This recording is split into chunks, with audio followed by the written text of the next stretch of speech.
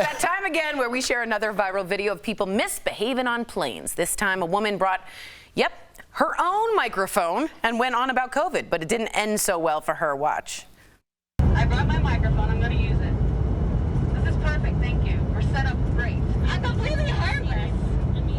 Also, I think you're all enjoying this because, like I said, I'm not terrible to look at. Yeah. The reason the pandemic started is because nobody here has anyone paid because you're all stuck to your stupid devices. My dog has better sense than any of you. You called it that Bob Barker mic. Yeah, I can't believe that she's able to just walk up and down the aisle. We have seen because this is funny, this is silly, but we've seen two. That's where I'm going though. Yeah. We've seen two incidences in the last month where people have actively gone after the door while the flight was in motion.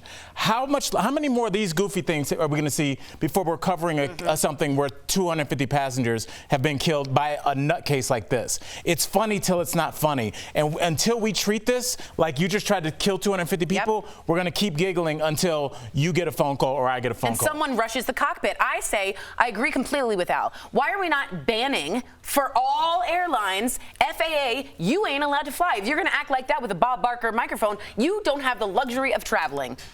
I'm with you. I'm all for that because then listen, people need to be incentivized and people need to be punished, right? No matter what that may be. That's how we go around with these kitten gloves. Yeah. Yeah. Oh, all right. I didn't want to get the quote wrong because I just made fun of you for misquoting it. I was like, oh man, really get it right. But anyways, get off that. When you go to the airport or you get on an airplane, you see how crazy people are. You see what America really is.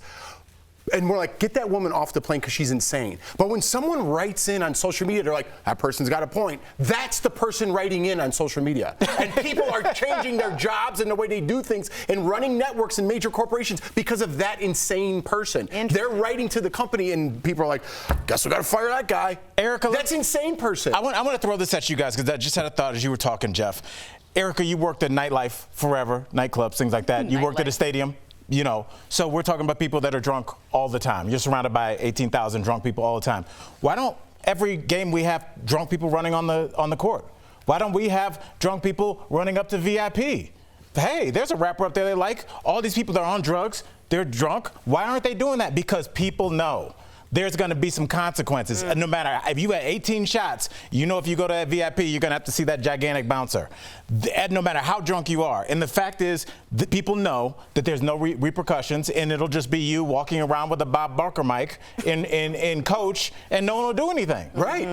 A lot of you we guys, need those bouncers. A lot of you, Jen, ban these airplane obnoxious troublemakers. Donnie F., all I have to say is 3 words, no fly list. Well, because at the end of the day, you're also only thinking about yourself. Right. You talked about the 250 other people that are on that plane. These are people who have connections. They may be flying because of bereavement. Right. Like this might have been the last money that they had in order to get somewhere that they absolutely need to go, whether they want to be there or not.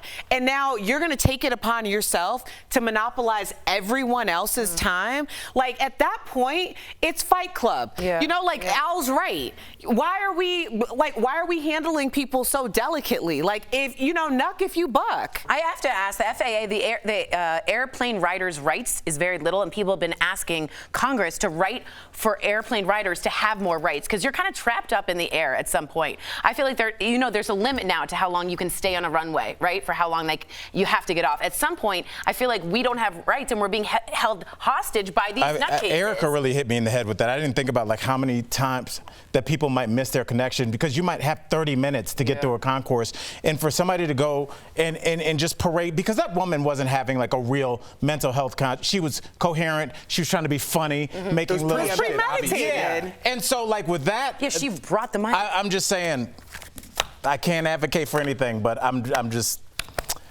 we live in a society people need to take people back act what's crazy, going on.